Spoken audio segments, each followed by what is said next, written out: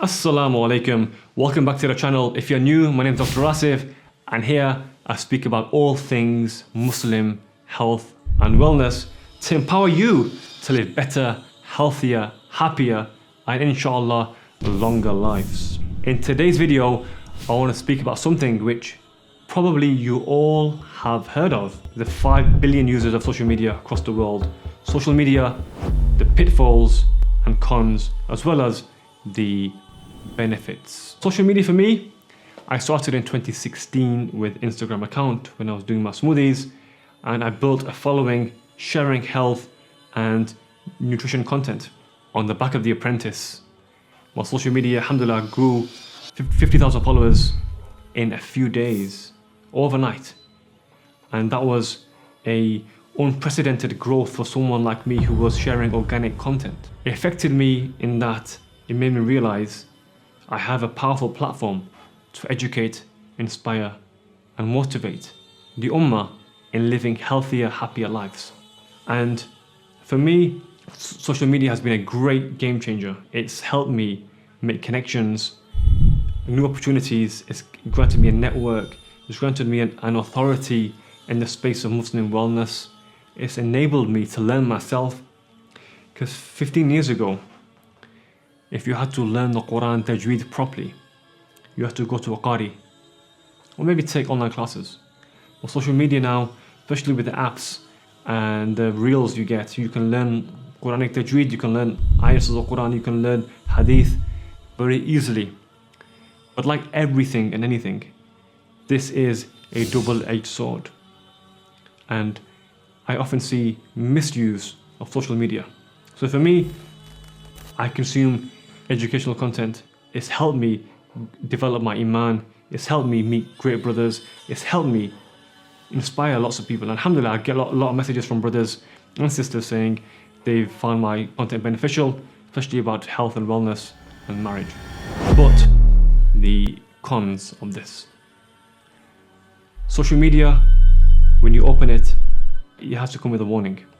It can either help you or hinder you. Help, like I mentioned, it can really help you improve your deen if you follow the right people. It can help you connect.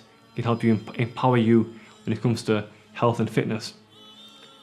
And the hindrance is where social media can become a form of fitna for you.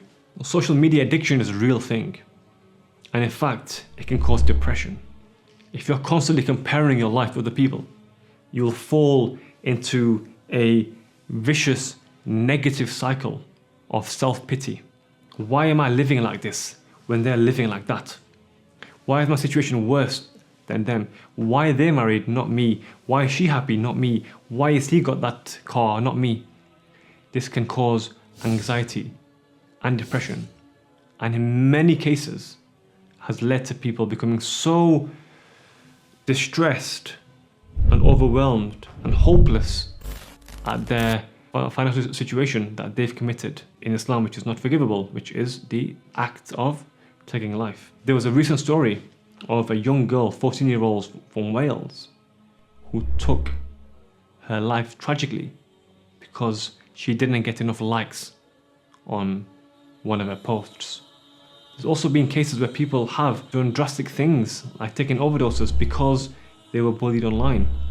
So absolutely, body image can be affected by social media. And in fact, I wrote an article about this many years ago, how as doctors we have an imperative to teach people about healthy body image, and how we can as Muslims empower the world to share meaningful content that resonates and bring light in a world of darkness. You can easily stumble across, even if you're not following, you can stumble across a picture of someone immodestly dressed, music even. You can go into a rabbit hole of searching, and then that can really spiral into a dark hole of depression. Social media has made it very easy to compare our lives to those that are living these extraordinary lives with their smiles, their happy families, their beautiful homes and cars. It's made it so much easier for the whispers of shaitan to enter your marital home. It's made it so much easier for men to become dissatisfied with their wife's appearance. It's become so much easier for women to become dissatisfied with their husband's wealth because they're seeing couples on there who are rich and beautiful. It's also become a place where a lot of anti-Muslim rhetoric can be spread, particularly on YouTube and X. It's become a place where our youngsters are getting exposed to illicit images, immodestly dressed women and men, and of course messages of abuse and trolling. And that's certainly something I experienced on the back of The Apprentice as well. I got a lot of trolling and hate comments, but alhamdulillah, I had the mentality to overcome that. But imagine if you're younger than me, you're less experienced in life, how will you overcome trolling? And there have been cases where people have actually taken their life because of bad comments or social media trolling. So the good, bad, what's my verdict?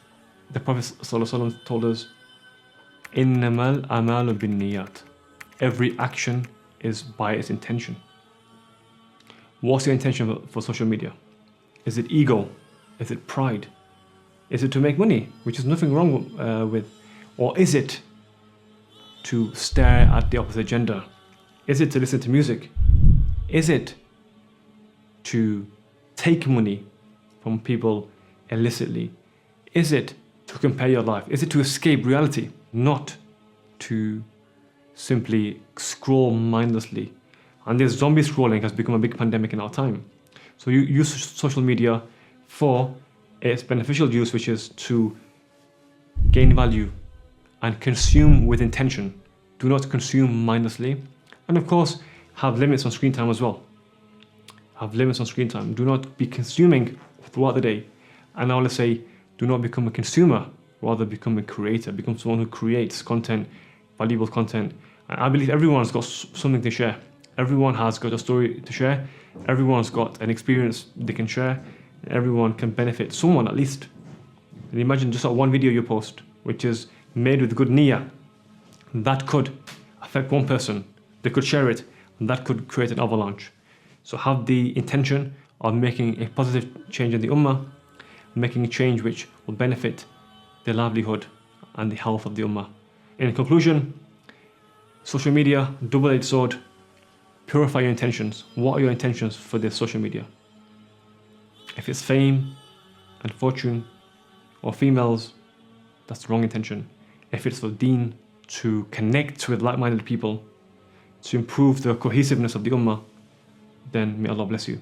If you find this video useful, please hit the subscribe button. Please comment as well what social media platforms you use. Do you use LinkedIn? Do you use Twitter? Do you use Threads? Do you use TikTok? I've seen a big shift in ages now. The younger people use TikTok and YouTube more. But please comment what more videos you'd like to see as well. Until next time, Barakallahu feekum. Assalamu alaikum wa rahmatullahi wa barakatuh.